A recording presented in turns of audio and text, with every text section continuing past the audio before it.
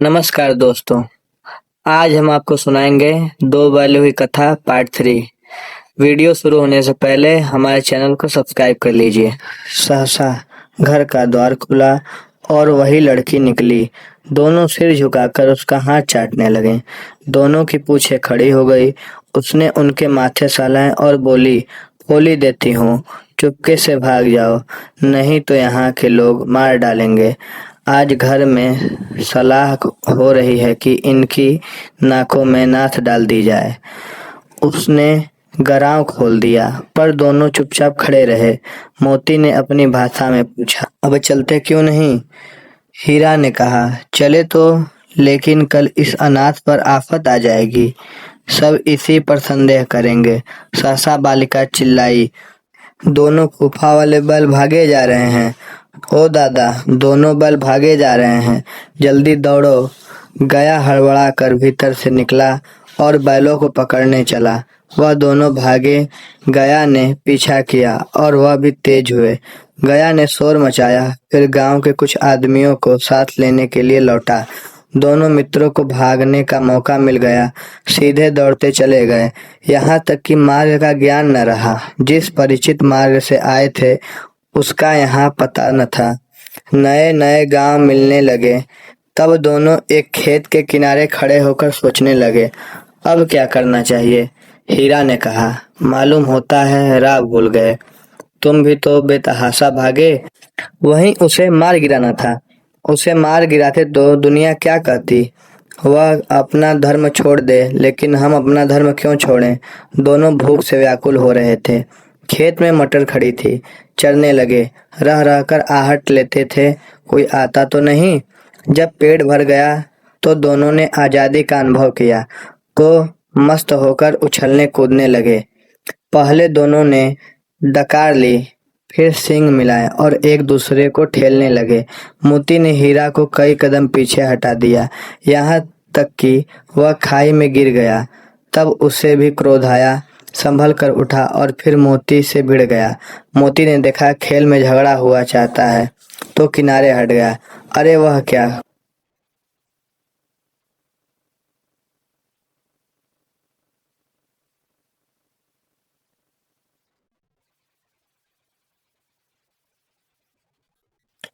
कोई सांड डाकता हुआ चला आ रहा है। हाँ, सांड ही है। वह सामने आ पहुंचा। दोनों मित्र बंगले झांक रहे हैं। सांड पूरा हाथी है, उससे भिड़ना जान से हाथ धोना है, लेकिन भिड़ने पर तो जान बचती नजर नहीं आती। इन्हीं की तरफ आ रहा है, कितनी भयंकर सूरत है। मोती ने मुख भाषा में कहा, बुरे फंसे, जान कैसे बचेगी, कोई उपाय सोचो। हीरा ने चिंतित स्वर में कहा, अपने घमंड में भूला हुआ है, आरजू विनती न सुनेगा। भाग क्यों न चलें, भागना कायरता है, तो फिर यहीं मरो। बंदा तो 9 2 11 होता है, और जो दौड़ाए, तो फिर कोई उपाय सोचो जल्दी। उपाय यही है कि उस पर दोनों जने एक साथ चोट करें। मैं आगे से वार करता हूँ, तुम पीछे से करो। दोहरी मार पड़ेगी तो भाग खड़ा होगा। ज्यों ही मेरी ओर झपटे तुम बगल से उसके पेट में सींग घुसेड़ देना। जान जोखिम है, पर दूसरा उपाय नहीं है। दोनों मित्र जान हथेलियों पर लेकर लपके। सांड को कभी संगठित शत्रुओं से लड़ने का तजुर्बा न था, वह तो शत्रु से मल्ल युद्ध करने का आदी था। ज्यों ही हीरा पर झपटा, मोती ने पीछे से दौड़ाया। सांड उसकी तरफ मुड़ा तो हीरा ने रगड़ा। सांड चाहता था कि एक एक करके दोनों को गिरा ले, पर ये दोनों उस्ताद थे, उसे यह अवसर न देते थे। एक बार सांड झलकार कर हीरा का अंत कर देने के लिए चला कि मोती ने बगल से आकर उसके पेट में सींग भोंक दिया। सांड क्रोध में आकर पीछे फिरा तो हीरा ने दूसरे पहलू से सींग चुभा दिया। आखिर बेचारा जख्मी होकर भागा और दोनों ने दूर तक पीछा किया, यहाँ तक कि सांड बेदम होकर गिर पड़ा। तब दोनों ने उसे छोड़ दिया। दोनों मित्र विजय के नशे में झूमते चले जा रहे थे। मोती ने अपनी सांकेतिक भाषा में कहा, मेरा जी चाहता था कि बच्चा को मार ही डालूं, हीरा ने तिरस्कार किया। गिरे हुए बैरी पर सींग नहीं चलाना चाहिए, यह सब ढोंग है। बैरी को ऐसा मारना चाहिए कि फिर न उठे। अब कैसे पहुँचेंगे यह सोचो, पहले कुछ खा लें तब सोचें। सामने मटर का खेत था ही, मोती उसमें घुस गया। हीरा मना करता रहा पर उसने एक न सुनी। अभी 2 ही 4 ग्रास खाए थे कि 2 आदमियां लाठी लिए दौड़ पड़े और दोनों मित्रों को घेर लिया। हीरा मेड़ पर था, निकल गया। मोती सींचे हुए खेत में था, उसके खुर कीचड़ में धंसने लगे, भाग न सका, पकड़ लिया गया। हीरा ने देखा संगी संकट में है, लौट पड़ा। फंसेंगे तो दोनों फंसेंगे। रखवाले ने उसे भी पकड़ लिया। प्रातःकाल दोनों मित्र काजी हाउस में बंद कर दिए गए। दोनों मित्रों को जीवन में पहली बार ऐसा सबक पड़ा कि सारा दिन बीत गया और खाने को एक तिनका भी न मिला। समझ में ही न आता था यह कैसा स्वामी है। इससे तो गया फिर भी अच्छा था। वहाँ कई भैंसें थी, कई बकरियां, कई घोड़े, कई गधे, पर किसी के सामने चारा न था। सब जमीन पर मुर्दे की तरह पड़े थे। कई तो इतने कमजोर हो गए थे कि खड़े भी होने को शक्ति न थी। सारा दिन दोनों मित्र फाटक की ओर टकटकी लगाए ताकते रहे, पर कोई चारा लेकर आता न दिखाई दिया। तब दोनों ने दीवार की नमकीन मिट्टी चाटना शुरू की, पर इससे क्या तृप्ति होगी। रात को भी भोजन न मिला तो हीरा के दिल में विद्रोह की ज्वाला दहक उठी। मोती से बोला, अब तो नहीं रह जाता। मोती ने सिर लटकाए हुए जवाब दिया, मुझे तो मालूम होता है प्राण निकल रहे हैं। इतनी जल्द हिम्मत न हारो भाई, यहाँ से भागने का कोई उपाय निकलना चाहिए। आओ दीवार तोड़ डालें, मुझसे तो अब कुछ न होगा। बस इसी बूते पर अकड़ते थे, सारी अकड़ निकल गई। बाड़े की दीवार कच्ची थी। हीरा मजबूत तो था ही, अपने नुकीले सींग दीवार में गड़ा दिए और जोर मारा तो मिट्टी का एक चप्पड़ निकल गया। फिर तो उसका साहस बढ़ा और दौड़ लगाकर दीवार पर चोटें की और हर चोट में थोड़ी थोड़ी मिट्टी गिरने लगी। उसी समय काजी हाउस का चौकीदार लालटेन लेकर जानवरों की हाजिरी लेने आ निकला। हीरा का यह उद्दंडपन देखकर उसने उसे कई डंडे रस्सी किए और मोटी सी रस्सी से बांध दिया। मोती ने पड़े पड़े कहा, आखिर मार खाई, क्या मिला? अपने बूते पर जोर तो मार लिया, ऐसा जोर मारना किस काम का कि और बंधन में पड़ गए। जोर तो मारता ही जाऊंगा, चाहे कितना बंधन पड़ते जाए। जान से हाथ धोना पड़ेगा, कुछ परवाह नहीं, यूं भी तो मरना ही है। सोचो दीवार खुद जाती तो कितनी जानें बच जाती। इतने भाई यहाँ बंद हैं, किसी को देह में जान नहीं है। 2-4 दिन और यही हाल रहा तो सब मर जाएंगे। हाँ, ये तो बात है। अच्छा तो लो फिर मैं भी जोर लगाता हूँ। मोती ने भी दीवार में उसी जगह सींग मारा। थोड़ी सी मिट्टी गिरी और हिम्मत बढ़ी।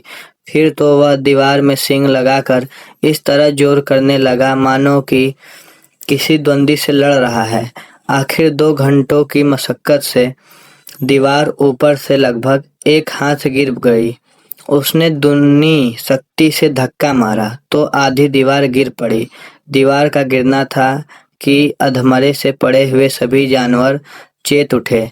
तीनों घोड़ियों सरपट भाग निकली, फिर बकरियां निकली, उसके बाद भैंसें भी खिसक गईं, पर गधे अभी तक ज्यों के त्यों खड़े थे। हीरा ने पूछा, तुम क्यों नहीं भाग जाते? एक गधे ने कहा, जो कहीं फिर पकड़ लिए जाएं तो क्या हर्ज है, अभी तो भागने का अवसर है। हमें तो डर लगता है, हम यहीं पड़े रहेंगे। आधी रात से ऊपर जा चुकी थी। दोनों गधे अभी तक खड़े सोच रहे थे भागे या न भागे, और मोती अपने मित्र की रस्सी तोड़ने में लगा हुआ था। जब वह हार गया तो हीरा ने कहा, तुम जाओ, मुझे यहीं पड़ा रहने दो, शायद कहीं भेंट हो जाए। मोती ने आंखों में आंसू लाकर कहा, तुम मुझे इतना स्वार्थी समझते हो हीरा। हम और तुम इतने दिनों एक साथ रहे, आज तुम विपत्ति में पड़ गए तो मैं तुम्हें छोड़कर अलग हो जाऊं? हीरा ने कहा, बहुत मार पड़ेगी, लोग समझ जाएंगे यह तुम्हारी शरारत है। मोती गौर से बोला, जिस अपराध के लिए तुम्हें गले में बंधन पड़ा, उसके लिए अगर मुझे पर मार पड़े तो क्या चिंता। इतना तो हो ही गया कि 9-10 प्राणियों की जान बच गई, ये सब तो आशीर्वाद देंगे। यह कहते हुए मोती ने दोनों गधों को सींग से मारकर बाड़े से निकाला और तब अपने बंधु के पास आकर सो रहा। भोर होते ही मुंशी और चौकीदार और अन्य कर्मचारियों में कैसी खलबली मची, इसके लिखने की जरूरत नहीं। बस इतना ही काफी है कि मोती की खूब मरम्मत हुई और उसे भी मोटी रस्सी से बांध दिया गया। 1 सप्ताह तक दोनों मित्र वहां बंधे पड़े रहे। किसी ने चारे का एक तिल भी न डाला। हाँ, एक बार पानी दिखा दिया जाता था, वही इनका आधार था। दोनों इतने दुर्बल हो गए कि उठा तक न जाता था। ठठरियां निकल गई। एक दिन बाड़े के सामने दुग्गी बजन लगी और दोपहर होते होते वहां 50-60 आकर उन्हीं सूरत देखते और मन फीका करके चले जाते। ऐसे मृतक बैलों का कौन खरीदार होता। सहसा एक डढ़ियल आदमी जिसकी आंखें लाल थी और मुद्रा अत्यंत कठोर आया और दोनों मित्रों के कुल्हों में उंगली गोदकर मुंशी जी से बातें करने लगा। उसका चेहरा देखकर अंतर्ज्ञान से दोनों मित्रों में के दिल कांप उठे। वह कौन है, उन्हें क्यों टटोल रहा है, इस विषय में उन्हें कोई संदेह न हुआ। दोनों ने एक दूसरे को भीत नेत्रों से देखा और सिर झुका लिया। हीरा ने कहा, गया के घर से नाहक भागे, अब जान न बचेगी। मोती ने अश्रद्धा भाव से उत्तर दिया, कहते हैं भगवान सबके ऊपर दया करते हैं, इन्हें हमारे ऊपर क्यों दया नहीं आती। भगवान के लिए हमारा मरना जीना दोनों बराबर है। चलो अच्छा ही है, कुछ दिन उसके पास तो रहेंगे। एक बार भगवान ने उसकी लड़की के रूप में हमें बचाया था, क्या अब न बचाएंगे। यह आदमी छुरी लगाएगा, देख लेना। तो क्या चिंता है, मांस खाल सींग हड्डी सब किसी न किसी काम आ जाएंगी। नीलाम हो जाने के बाद दोनों मित्र उस डढ़ियल के साथ चले। दोनों की बोटी बोटी कांप रही थी, बेचारे पांव तक न उठा सकते थे, पर भय के मारे गिरते गिरते भागे जाते थे, क्योंकि वह जरा भी चाल धीमी हो जाने पर जोर का डंडा जमा देता था। राह में गाय बैलों का रेवड़ हरे भरे हार में चरता नजर आया। सभी जानवर प्रसन्न थे, चिकने चपल, कोई उछलता था, कोई आनंद से बैठा पागुर करता था। कितना सुखी जीवन था इनका, पर कितने स्वार्थी हैं सब। किसी को नहीं चिंता कि उनके 2 भाई बधिक के हाथ पड़े कैसे दुखी हैं। सहसा दोनों को ऐसा मालूम हुआ, यह परिचित राह है। हाँ, इसी रास्ते तो गया उन्हें ले गया था। वही खेत, वही बाग, वही गांव मिलने लगे। प्रति क्षण उनकी चाल तेज होने लगी। सारी थकान, सारी दुर्बलता गायब हो गई। आह, यह लो, अपना ही हार आ गया। इसी कुएं पर हम पूर चलाने आया करते थे। हाँ, यही कुआं है। मोती ने कहा, हमारा घर नगीच आ गया। हीरा बोला, भगवान की दया है, मैं तो अब घर भागता हूँ। यह जाने देगा, इसे मार गिराता हूँ। नहीं नहीं, दौड़कर थान पर ले चलो, वहां से हम आगे न जाएंगे। दोनों उन्मत्त होकर बछड़ों की भांति कुलेलें करते हुए घर की ओर दौड़े। वह हमारा धान है। दोनों दौड़कर अपने थान पर आए और खड़े हो गए। डढ़ियल भी पीछे पीछे दौड़ा चला आता था। झूरी द्वार पर बैठा धूप खा रहा था। बैलों को देखते ही दौड़ा और उन्हें बारी बारी से गले लगाने लगा। मित्रों की आंखों में आनंद के आंसू बहने लगे। एक झूरी का हाथ चाट रहा था। डढ़ियल ने जाकर बैलों की रस्सियां पकड़ ली। झूरी ने कहा, मेरे बैल हैं। तुम्हारे बैल कैसे? मैं मवेशी खाने से नीलाम लिए आता हूँ। मैं तो समझता हूँ चुराए लिए आते हो। चुपके से चले जाओ, मेरे बैल हैं, मैं बेचूंगा तो बिकेंगे।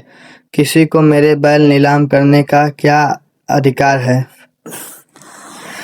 जाकर थाने में रपट करा दूंगा। मेरे बैल हैं, इसका सबूत यह है कि मेरे द्वार पर खड़े हैं। डढ़ियल झलकार कर बैलों को जबरदस्ती पकड़ ले जाने के लिए बढ़ा। उसी वक्त मोती ने सींग चलाया। डढ़ियल पीछे हटा। मोती ने पीछा किया। डढ़ियल भागा। मोती पीछे दौड़ा। गांव के बाहर निकल जाने पर वह रुका, पर खड़ा डढ़ियल रास्ता देख रहा था। डढ़ियल दूर खड़ा धमकियां दे रहा था, गालियां निकल रहा था, पत्थर फेंक रहा था और मोती विजयी सुर की भांति उसका रास्ता रोके खड़ा था। गांव के लोग तमाशा देखते थे और हंसते थे। जब डढ़ियल हार कर चला गया तो मोती अकड़ता हुआ लौटा। हीरा ने कहा, मैं डर रहा था कि कहीं तुम गुस्से में आकर मार न बैठो। अगर वह मुझे पकड़ता तो मैं बेमारे न छोड़ता। अब न आएगा। आएगा तो दूर ही से खबर लूंगा, देखूं कैसे ले जाता है। जो गोली मरवा दे। मर जाऊंगा, उसके काम ना आऊंगा। हमारी जान को कोई जान ही नहीं समझता, इसलिए कि हम इतने सीधे होते हैं। जरा देर में नाद में खली भूसा चोकर दाना भर दिया गया और दोनों मित्र खाने लगे। झूरी खड़ा दोनों को सहला रहा था और 20 लड़के तमाशा देख रहे थे। सारे गांव में उत्साह का माहौल हो गया।